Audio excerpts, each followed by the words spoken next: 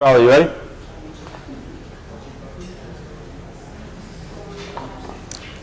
I'm not used to seeing Mr. P hanging out in the little room over there in the window.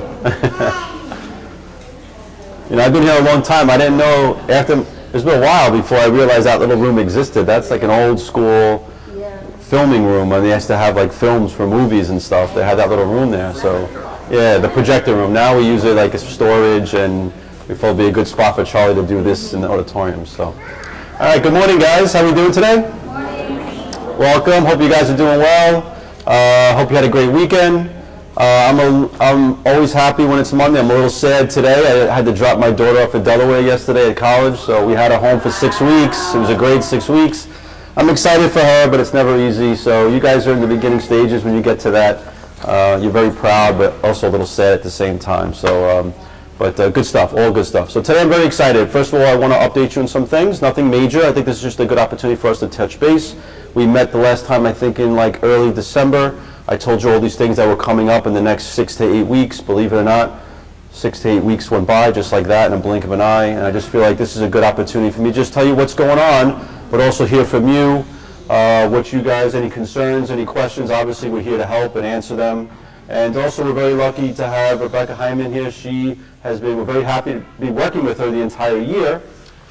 She's been working with us with HMH and the science of reading and really helping us diving in deep to our literacy instruction. As you know, literacy has been our focus this year, so when Dr. Blake, our superintendent, said we were getting 15 sessions with somebody to help our teachers and work with our teachers, make sure we're doing the right thing, we're very happy to have Ms. Hyman. She's kind enough to spend one of those days to do a workshop with you guys and just talk to you about what's going on in literacy and what the philosophy is and how we're doing things in the classroom, right? So she'll talk after me. I'll try to be brief. I don't want you guys to run out of here when I'm done, because what she's saying is probably more important than what I'm going to give you an update on, because she's talking about what actually is going on in the room, and you guys need to know what's going on so you can support at home too. All right? Sound good? So I'll try and be brief. First of all, I want to just make sure everybody's aware. Just say farewells. Mr. Alba, Mr. Mauricio Alba. Do you have any first grade parents here? Mr. Alba, if you had him in the past, or you have him now, he decided to retire.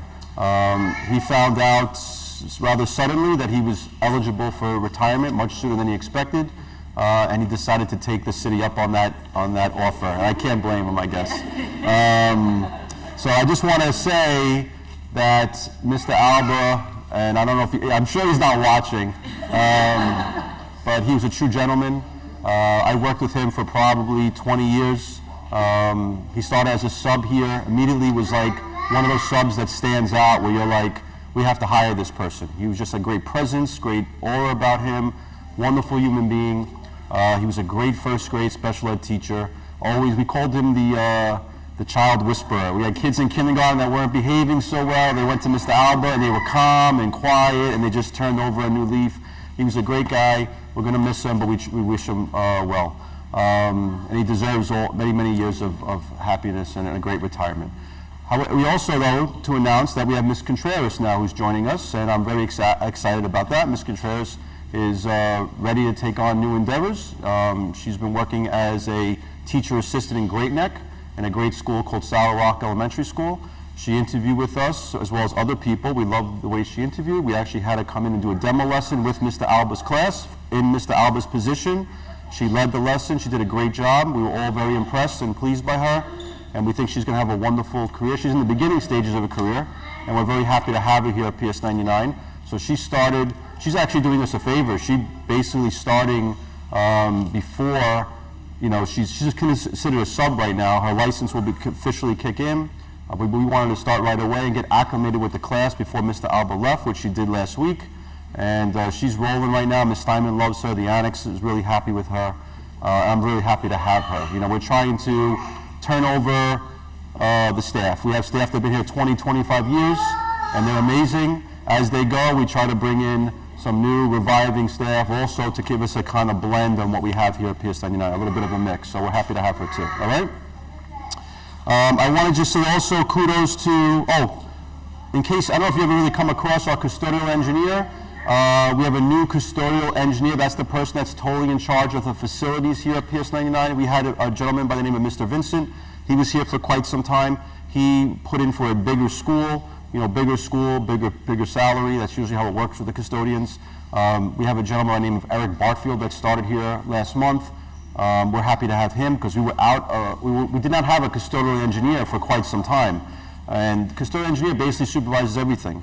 Mr. Winston, you guys probably all know Mr. Winston. He's amazing.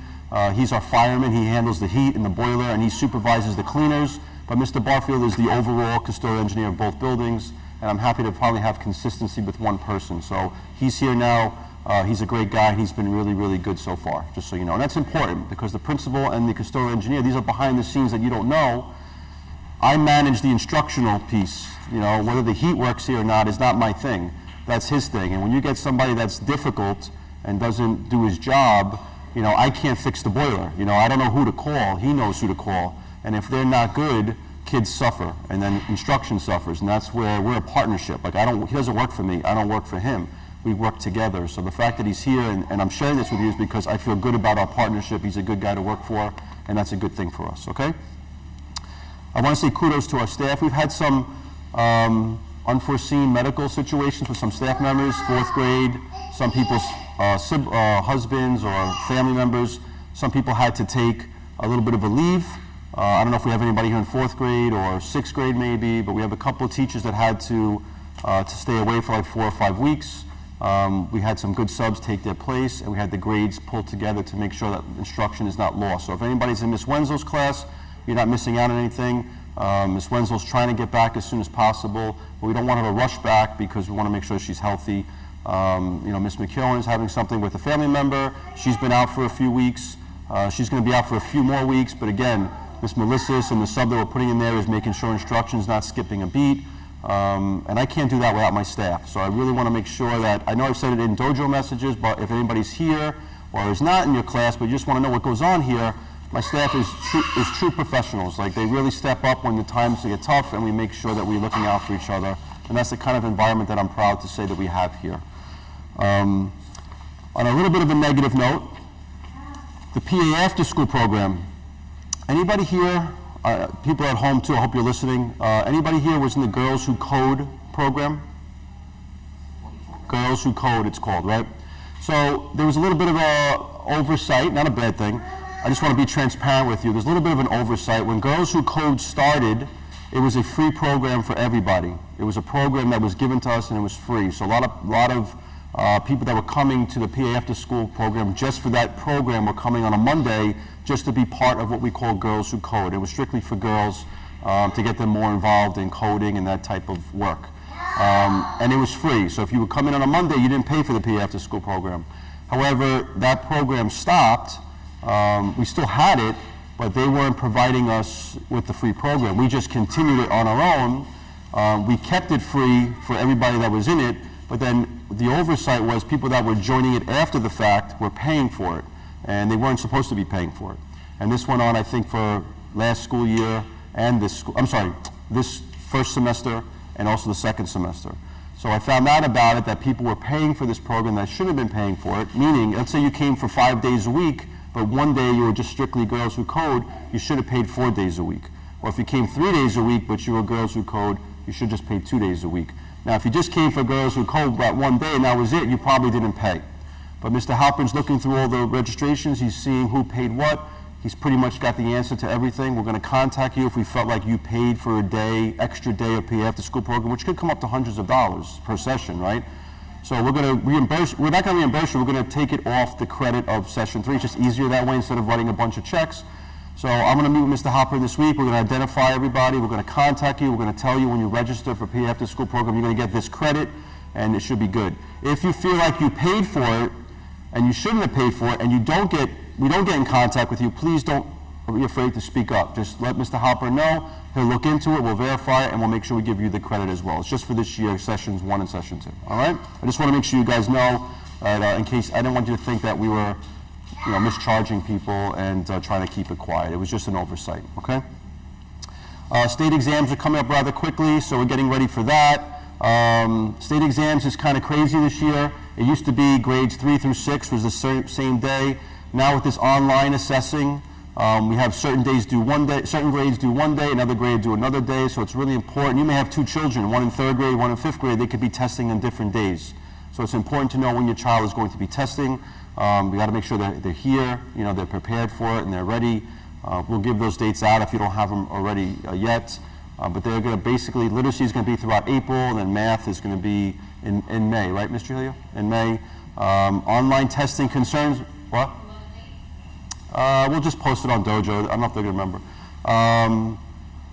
Online testing is a little tricky. I'm a little nervous about it. The kids are so used to paper and pencil and writing things down. Now they got to take it on a computer.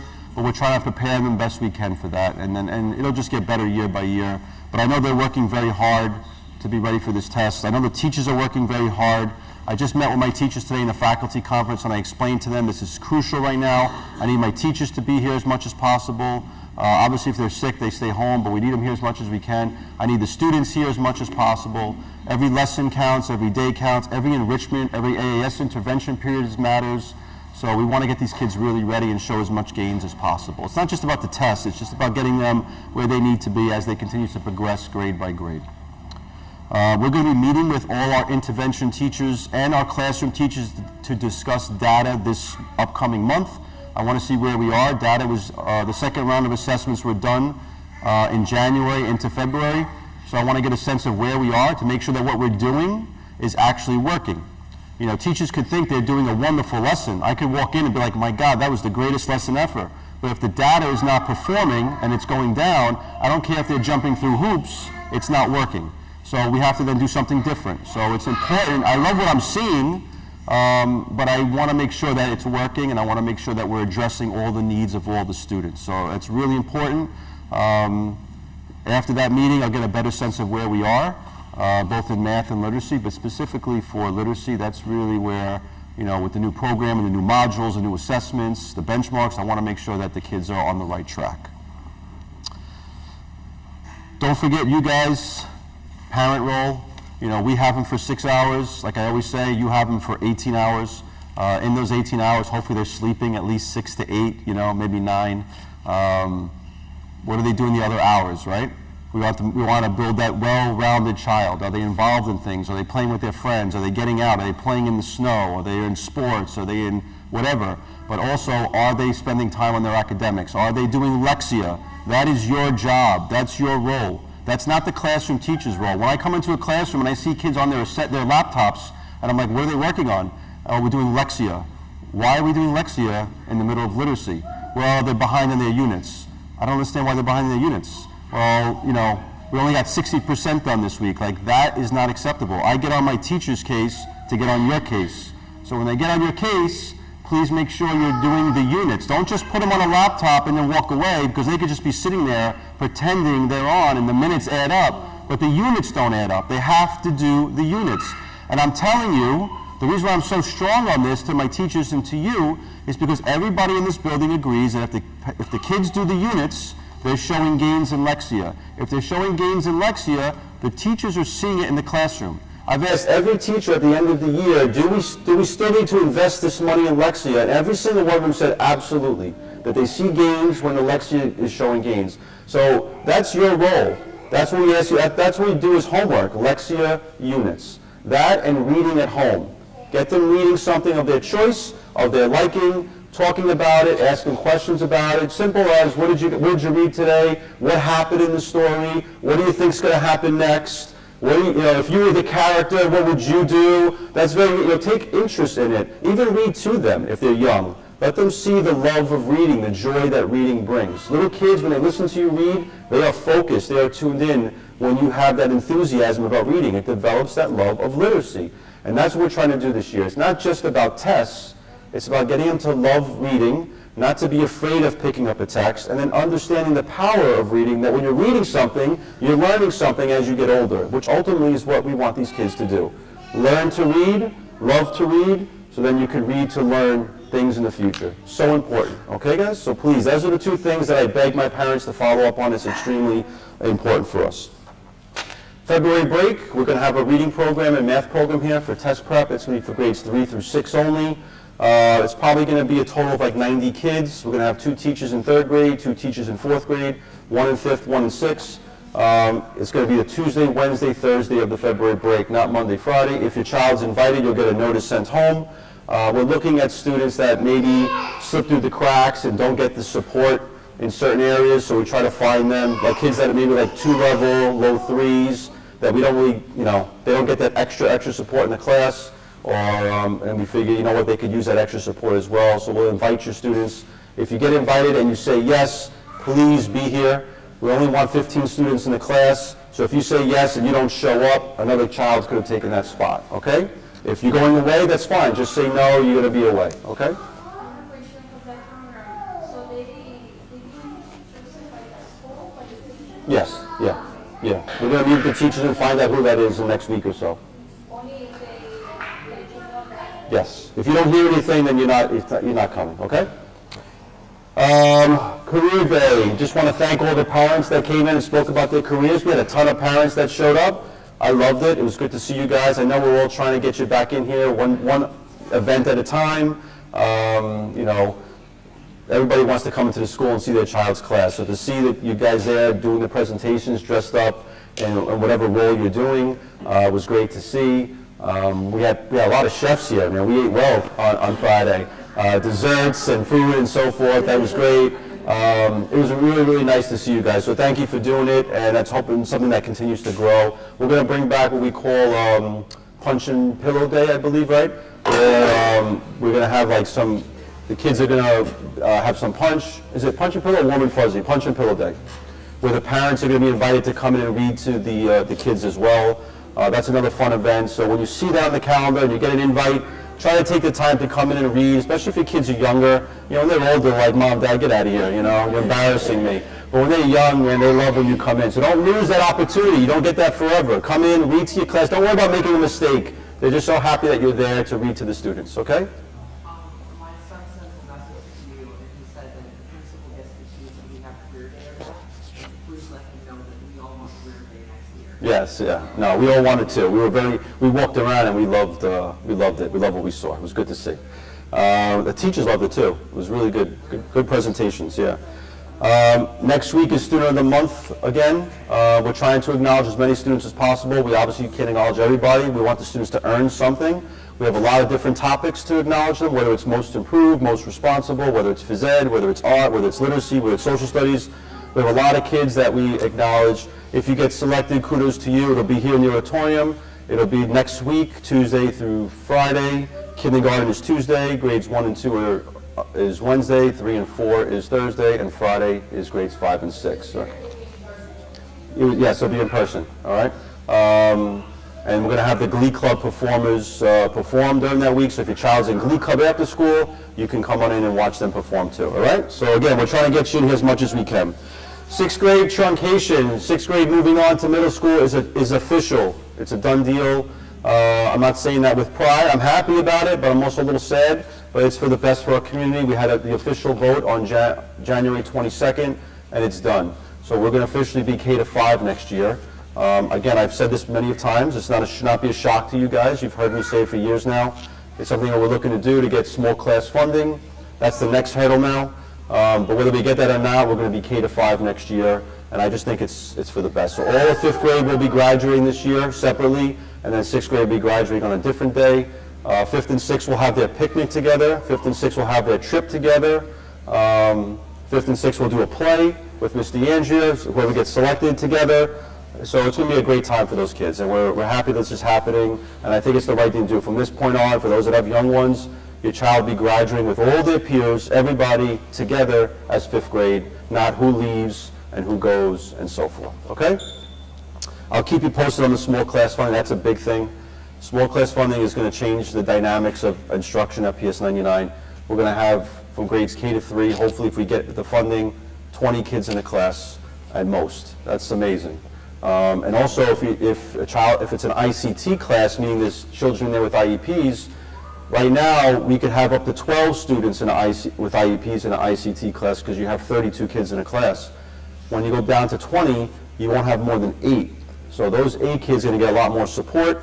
You're going to have situations like 20 kids in a class, 8 with IEPs, 12 that are general ed with 2 teachers, maybe even a paraprofessional. So that's like That's like intervention just in itself going on throughout the entire day, right? So it's a dream, and we're hoping and praying that we get it, and we'll hopefully find out in the next month or so, and we'll go from there. We're applying for in terms of grants, we're doing well with grants. We just got a $250,000 grant approved for technology. We're going to do that, we're going to put that towards new devices for the students, so they have new devices. Their Chromebooks are getting old, believe it or not, so we want to give grades 2 through 6 their own personal device for school. Grades K and 1 will have iPads. We're applying for a new grant, and we're going to be talking to the staff on how to use that money. That hopefully will come in the next year or two. So we're in a good place in terms of renovations. As you can see, we got a beautiful auditorium, gym, yard. We got smart boards, we got devices. But now technology gets old quickly, so now the thought is we got to be one step ahead and be ready for new smart boards, new devices, and so forth. I know I'm talking fast, guys. I want to get to Rebecca. Safety drills are up to date. Just so you know, it's important for you to know, we just got retrained in the defibrillator CPR training. We had about 12 members on that team. We have a great team. Everybody was retrained. We're good for 2 more years. We're actually going to do a lockdown drill soon. We have a third one coming up. We're up to date with our evacuation drills. We're all good there. And just some fun stuff. The staff parent outings. So St. John's basketball game, I don't know if you guys saw that on Dojo. I posted a few times on March 1st, which is a Saturday at 2:15 p.m. St. John's University, which is a Division I college basketball team, who's actually going to be ranked maybe 10th in the entire country this year for the first time in a long time. They're playing Seton Hall University at St. John's, Carnesecca Hall on the campus. Our basketball team is going to play a scrimmage game at halftime. It's going to be a packed stadium. There's going to be thousands and thousands of fans there cheering for St. John's, and we're going to be one of them. I went to St. John's actually. I'm excited about doing this. For every ticket we sell, we get $5 back. We only have 100 tickets. I think we're pretty much sold out. So if you bought tickets, I look forward to seeing you guys there. We're going to be up in the nosebleeds, they call them, you know. But it's going to be a fun time. You have a question about that? Cheerleaders, they're not going to be doing a show, but they're going to be on the court cheering when the kids are playing. All right, so cheerleaders are coming. They will bring their uniforms. What? Oh, yeah. Yeah, this is like going to a Mets game or a Knicks game where you don't just walk in and say, no, you have to, that's the whole thing. You got to buy a ticket, be there. So if you don't have a ticket, then they can't be a part of it, unfortunately, all right? Yeah, that's beyond my control, unfortunately. We also have the Mets game is officially booked. Make sure I lose my spot. The Met game is April 22nd, same as last year. Tickets will be, everything included, will be about $40 a ticket. It will be in the right field level section, which is great. The kids will sing the national anthem, the selected students. Last year we had about 50 students sing the national anthem on the field. And then the rest of you, the other 500 people, were able to stand on the warning track in the back of the outfield, again, in front of a full stadium, watching the kids sing, being on the Jumbotron. That was pretty awesome. And then we get to enjoy a game together. It was a really nice community event, and the really good thing is too, again, we get $5 a ticket, we sell 500 tickets, the school makes $2,500. So between St. John's and the Mets, we raised $3,000, we have a great time, our kids have a great experience. I mean, I don't know about you, but when I was a kid, I didn't go to any Met games, I didn't walk on the field, I didn't sing the national anthem, I didn't play on any basketball courts in front of people, so it's a great experience for them, it's a great experience for the families, and so forth. I lost my spot here, 1 second. Just a couple other things I think I left out here. Our Wi-Fi is being updated in this building as we speak, so that's good news to get upgraded Wi-Fi. Promotion in doubt, that's coming out. If you get a letter from a teacher that your child is promotion in doubt, meaning may be held over, please don't panic or be alarmed, but we have to inform people when that's actually a possibility. If you don't get a letter or anything like that, you're fine. You should have gotten a letter by now. You should have been informed by now. The goal of this letter is to let you know what's going on and to have you come in and meet with the teacher to talk about how do we get your child back on track so it doesn't happen. We obviously don't want to hold them over, but especially in the younger grades, it's not advantageous to just push them along and continue to fall behind. So we have to make sure that they're getting the support that they need before they go on to the next grade. Obviously in this building, when they're in 5th grade, 6th grade, it hurts more than it helps, in my opinion. When you're in a 5th grade, you don't want to see somebody graduate and you stay here. I think emotionally that's going to hurt you more than just getting your academics back in check. But in the annex, when they're in kindergarten and first grade, there's a much more ability to catch up and stay on track and before they move to the next grade, and that's where it's a really serious conversation. So please make sure you're meeting with the teacher, okay? I think that's it. One second, I lost my thought here. Oh, the golf outing, just a shout out for that, October 13th. You're going to get some information on that in the near future. That's going to be another big event next year. And I think that's it. I want to say, before I turn this over to Ms. Hyman, that I'm extremely grateful and humbled to be principal here. Believe it or not, this upcoming Friday will be my 5th year here. I took over February 7th, 2020, and then COVID hit March 20th, 2020. So here I take over, and then like a month later, the whole world changes, the whole type of instruction changes. But it was such a great moment for us as a community to pull together with my staff and you guys, and I feel like we've never missed a beat since then. We've been doing great things. I think our school's in a great place. If you disagree, feel free to raise your hand and tell me why. I'm all ears. But I think we have a good thing going here with the parents, the staff, administration and the staff, administration and the parents and the PA. A lot of good things happening, a lot of good stuff coming up. And we'll definitely keep pushing the kids and getting them where they need to be. But we thank you for everything you've done. We're happy that you're here. We're happy you guys are watching at home. We're watching the recording. Okay? Does anybody have any questions for me? I have a question regarding the literacy test. I had a, not complete, but we're talking with the teachers. He was saying that my son was doing great in the test with the paper, but trying to get down on online test. How can we help them to concentrate on doing the test online if they cannot? Because it's obviously like for some taking Yeah. No, it's naturally going to be a challenge, and we're trying to get them to do online assessments as much as we can in school. At the end of the month in February, we're actually going to do what we call a simulation test, where they're going to be sitting in the rooms as if it's the real exam, and they're going to be on their devices. So it's not going to be paper and pencil. It's going to be online stuff, and we're just trying to put them in that situation as much as we can to be prepared for it. I know schools have went down in their literacy scores because they did all the online things last year. We're doing the best we can. We're going to try to educate them and get them ready for it as much as we can. It could, affect their results, but it's not the end of the world. Next year they'll get more used to it and it'll just continue to go. If there's any way you could help them online, do things online more, that would be helpful too. But we're just trying to expand. Well, Lexia for starters, have their device and do Lexia. If there's any online stuff that you find at home, let them do that. But not too much, because we don't want them on screen time too much also, right? So the way that they're getting trained in those classes, they're doing a lot of it on Zoom, and then they're doing their quizzes online. When they're actually taking the test, are they going to fill out scratching? Yes. Yeah. Yes, they could definitely write things down, jot down some ideas, but then they got to obviously enter things on the computer. So they can work out the problems on these. Yeah, yeah. And my second question is, Especially in math. Yeah. do you guys have resources for mock, online test taking, applications? Go ahead. Do we have any resources for mock testing or online testing that they can go?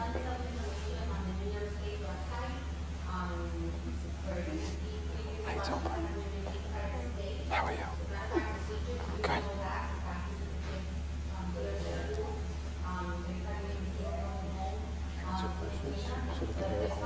Okay.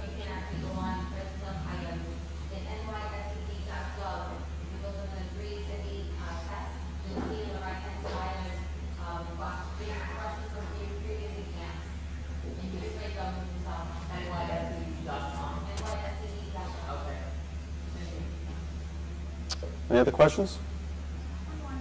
Yes, speak on this so they could hear you actually. Mr. Alba is retiring now? Yeah, he's retired. He's retired. He's done. When is his last day? It was the 28th of January. Yeah. Yeah, he didn't give us much notice, so yeah, I know. Yeah. Oh, I'm I know. Yeah, Mr. Alba is, he found out, I think after the holiday break, he found out and said he was going to be retiring end of the month, and then we got a notice that his last day was January 28th, so it was pretty quick.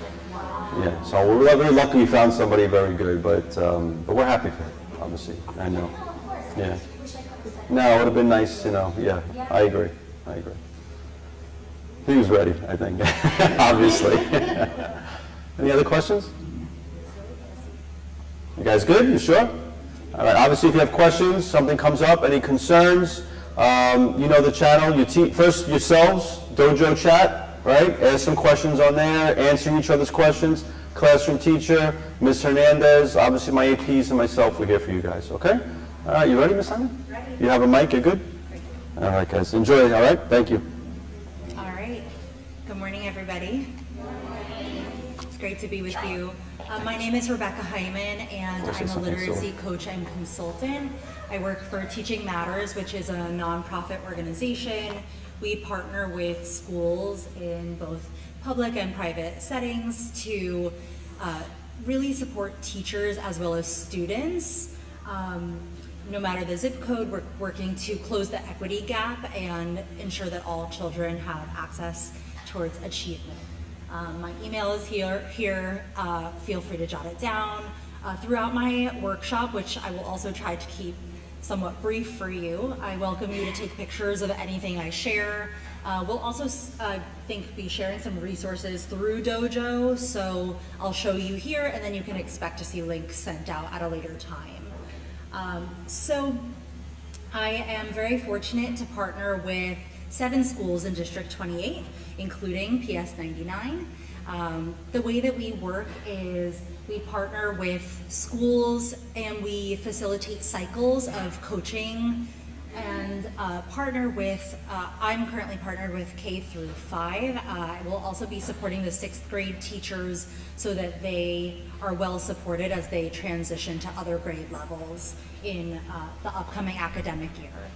We work to set goals that are standards-based, design measurable and student-friendly learning targets, and we go from professional development and professional learning to a bridge to practice where we actually go into classrooms and the teachers and I practice and reflect and continue in that cycle. And then you can see I also work to partner with school leaders, so I'm very fortunate to work with the leaders at this school. They're wonderful, they're deeply involved and invested in the work.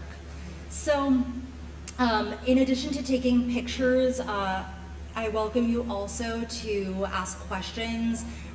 This is just a quick rundown of the topics I'll try to cover during our time. So we'll first talk about the science of reading.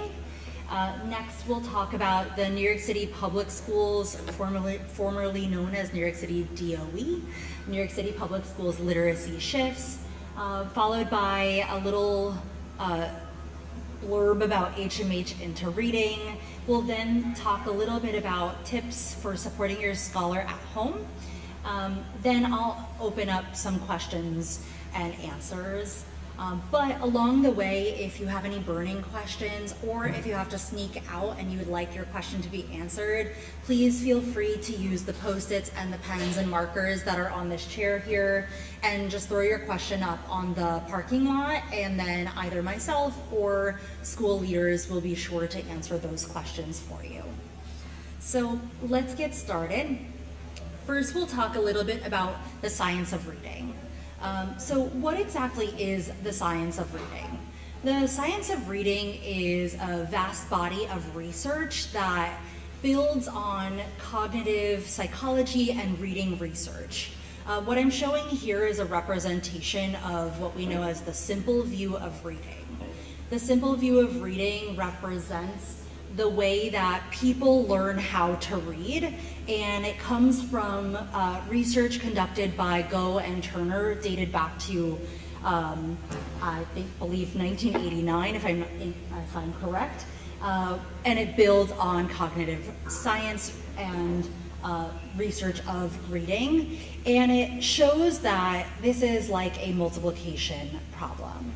You need to both have the ability to decode and recognize words as well as comprehend language in order to be a skilled reader. You cannot have one without the other. It is not an addition problem, it is a multiplication problem. So some children may be really skilled at decoding. Oh, sure. hopefully. If this bothers anybody, please let me know. Yeah, oh, that's great. Is that all right? Okay, great. Students may be skilled at decoding text. You may have a child who can look at any word, any letter on the page, and who can decode, but they may not understand what it is that they're reading. If children do not have one or the other, they will struggle when it comes to reading comprehension. Thank you. So we are working in schools to ensure that we're diagnosing and giving instruction within both of those buckets. The graphic that you're seeing behind me is a representation of Hollis Scarborough's reading rope, and this expands on the simple view of reading. Scarborough's research teaches us that there are many strands that weave together in order to make a skilled reader. So again, those big buckets I showed you previously, language comprehension and word recognition, must both exist in order for a child to become a skilled reader. And you can see on the left-hand side, those strands further broken down into their subcategories. So for language comprehension, we break that down further into background knowledge, vocabulary, language structure, verbal reasoning, and literacy knowledge. And then for word recognition, we break that further down into phonological awareness, decoding, and sight recognition. And over time, as children develop each of these individual strands, they work to weave together so that children can become more increasingly strategic and automatic, making reading less laborious and making it instead more fluent and more automatic. So there are often times where the science of reading is conflated with previous understandings of what is it not. So I'll talk quickly about what it is not, and work to debunk a little bit of what you may have preconceptions. So what is it? It is a vast body of research. It is ever evolving, it is not set, it is not complete, it is ongoing research. This research also has been in the work for decades, it is not something new. This is also building on the 5 pillars of literacy. So the science of reading is not just a phonics curriculum, it is not just a reading comprehension curriculum, but instead it leans on the 5 pillars, which include phonological awareness, phonics, fluency, vocabulary, as well as comprehension. It is not a program or a specific curriculum. It is not a fad, bless you. It is not just a skill and drill warm up or exercise done in classrooms. And as I said before, it is not a full and complete set body of research. Cognitive scientists and reading researchers are still actively engaged as we speak in developing this over time. And your teachers are deeply engaged in learning about this body of research and moving from theory to practice and actually facilitating the instruction day to day in their classrooms. So right now in New York City public schools, we have a shifting landscape, and we're working to build in more specific elements within our literacy instruction. So they've outlined 8 literacy shifts, and your school is currently working to build these in while still practicing what they know goes best, and keeping structures in place that have supported your school community historically. So your teachers are being very thoughtful as they're bringing in these 8 shifts. So Those 8 shifts include more systematic and explicit phonics instruction, as well as increasing the use of decodable texts in K through 2 classrooms. Decodable texts are texts that give accountable practice with the phonic features that children are using. So if children are learning about, let's say, digraph SH, that SH together makes one sound, shh. Then they can move into decodable texts where they will see many, many words that use digraph SH so that they can have practice in context. So your teachers in K2 spaces are working hard to bring in more and more decodable texts to give children additional practice with that. Additionally, teachers are working and continuing the work of facilitating small group instruction that's differentiated by need, explicit instruction and practice in fluency. Teachers are using universal screeners as well as secondary screeners and diagnostics to measure of needs so that they can address those in their classrooms. The city is also engaged in shifting towards research-based, high-quality instructional materials. And then the final 2 are direct explicit instruction in service of comprehension. And then finally, systematic and explicit cumulative writing instruction that offers reciprocity to what's happening in their reading instruction. So, as I spoke about before, the city's landscape is shifting, and as you likely know, there are now approved curriculums that districts could choose from. Across New York City public schools, there are 3 approved curriculums for Tier 1 curricula, and that includes HMH into Reading, Wit and Wisdom, and Expeditionary Learning. Child's grade level, and then to their respective module that they are on, and then you'll be able to browse through texts that work to build background knowledge about the topics that they're reading and learning about in school. Is it available for anybody, or do we need to sign up or pay something for it? You do need to sign in with your New York City Public Schools credentials, which I believe you should have. And of course, if you need any help, I'm sure the school leadership can support you in accessing it. Yes. Okay, so let's go back here. That is one of the many resources available to you. A few other tips for supporting your scholar at home. A lot of you are very busy, and thank you for being here. I'm sure that you are working very hard to support your child at home. And I wanted to quickly just talk through some of the basic things that you can do to really bolster up their reading lives. The first one being just creating a consistent routine around reading. You may think about a designated space in your home where your child can go to read, maybe creating a little reading nook, even if it's a pillow on the floor, maybe like a little lamp for them to read, something that makes reading feel special. And then thinking maybe about a certain time of day that they read, or a certain goal, or a place where they track their goals at home. And just making reading a routine in your own space. The next is reading with your child daily. It's recommended to read with your child for at least 20 minutes every day. And this can include reading to your child. This can include reading with your child. You may read chorally at the same time. You may do echo reading where the parent reads first, the child repeats it back.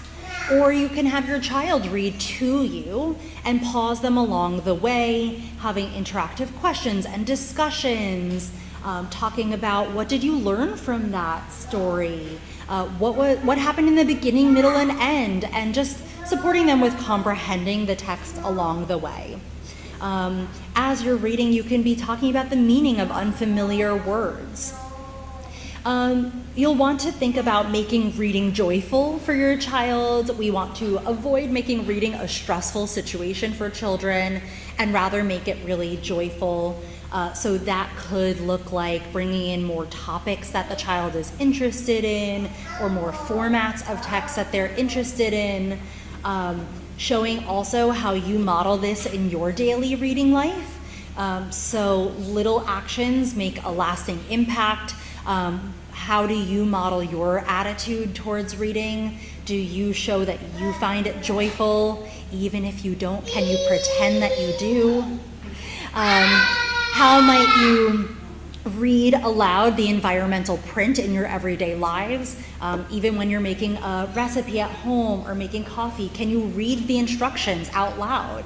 Can you say, I don't know how to do this, let me read and find out. Okay, I'm reading the instructions and I see that it says XYZ. Oh, this big bold word, that's a text feature. It says directions. Okay, that must be really important. Let me read the directions. Can we just model those things in our everyday lives? Or as you're rushing out the door, can you say, wait a second, let me grab my book.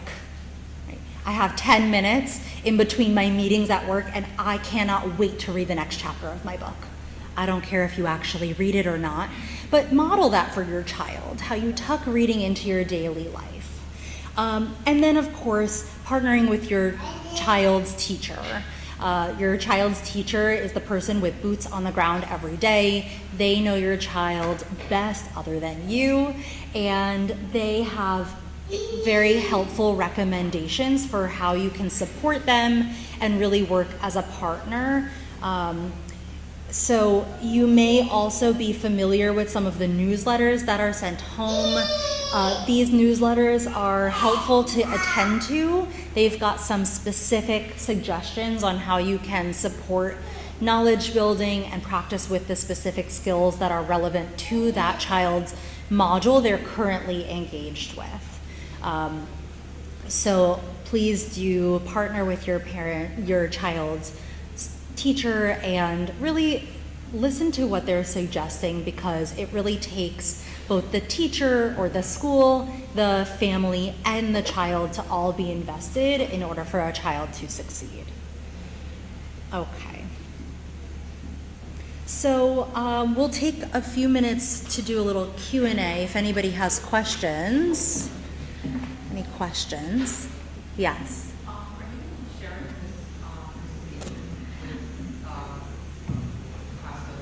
I'm happy to. Yep, I can, if it's okay with the... I did not hear that question, I'm sorry. I'm gonna Oh, turn you the lights wanna- back on. Do you want to grab the wireless? Yes. Okay. I think we want to just make sure that everybody who's joined virtually can hear the question as well.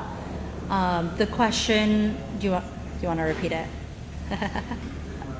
I was just asking if you guys are going to be sharing this presentation on the lecture. Thank you. I'm happy to, yes. I'll make sure that your school leaders have a copy of this and they can push out a link for you to view and go back. And then I'll put some links, some live links already exist in here. For example, the text list that I showed you before is hyperlinked right through this image. So we'll make sure you get all of those resources I've referred to. Yes. Any other questions? Yeah. When you guys have used this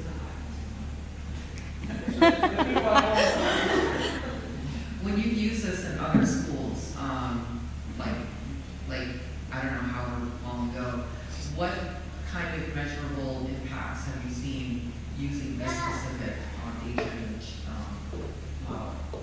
Sure. So right now, New York City Public Schools are engaged in phase 2 of the implementation of new curriculum. So it is really only the second year that New York City Public Schools has required one of these curriculums. It is still something new that we're transitioning to. Some schools have had this curriculum for 2-3 years. Others, this is their first year with it.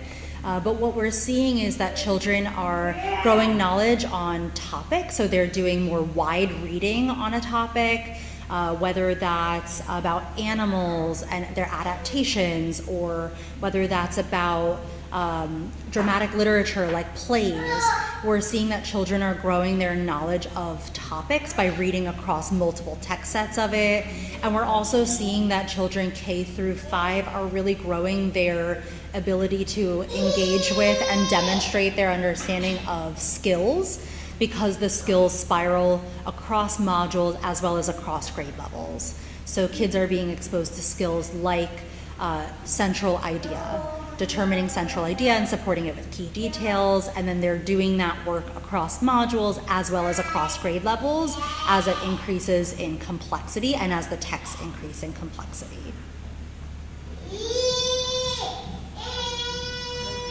I don't know if I'm wording this correctly, so I hope you're able to understand, but the HMH book, it's only something that we get at home once they finish the module.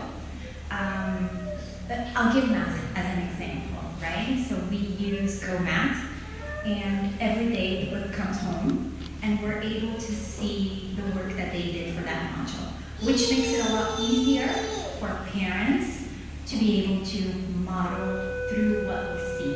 Does that make sense? Sure. So it would be nice if, since we are incorporating HMH into the curriculum, that the books would go home after they finish a chapter, or every day, or that there would be homework pertaining to what they learn in class.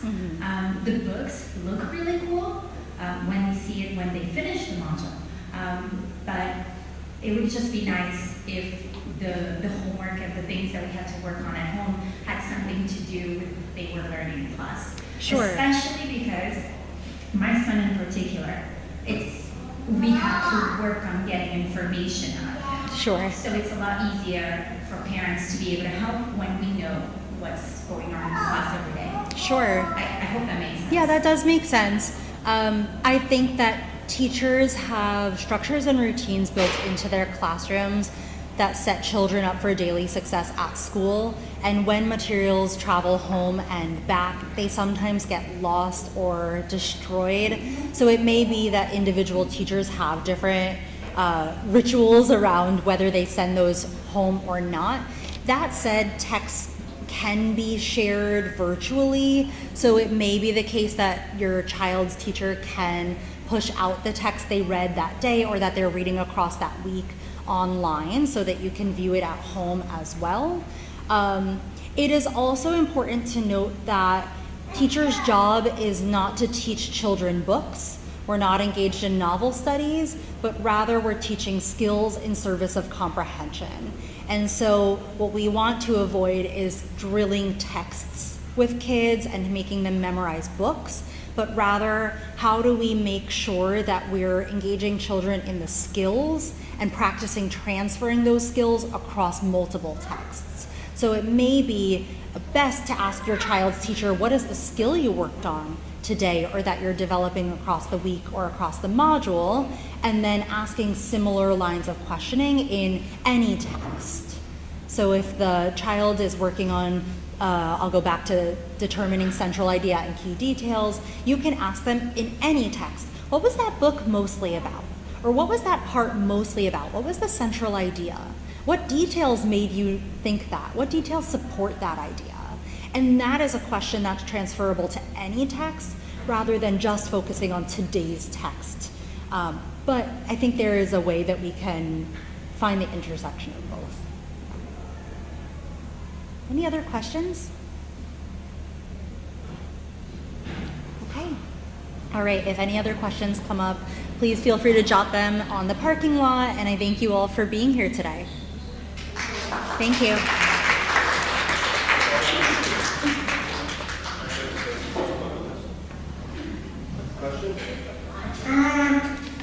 I agree. Write that down in the parking.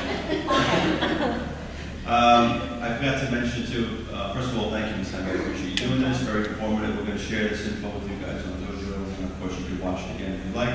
On a whole totally different level, during lunch, we are adding something to the snack menu. As you know, we sell ice cream, $2 a bar for ice cream. Some kids love it, some kids don't buy it. We decided to try to do some healthy options. We're going to have like veggie straws, you know, healthy chip type of things, plantain chips, things like that. We're gonna start that tomorrow. Tomorrow at lunch in both buildings, or just both buildings. So if you're interested in that too, just want to let you know in case your kids come home and say, hey, there's something, this and that, just give you a heads up, okay? That's it, right guys, we're good? All right guys, feel free to take some treats for the road, some coffee for the road. Thank you for coming, thank you for watching, I hope you appreciate it.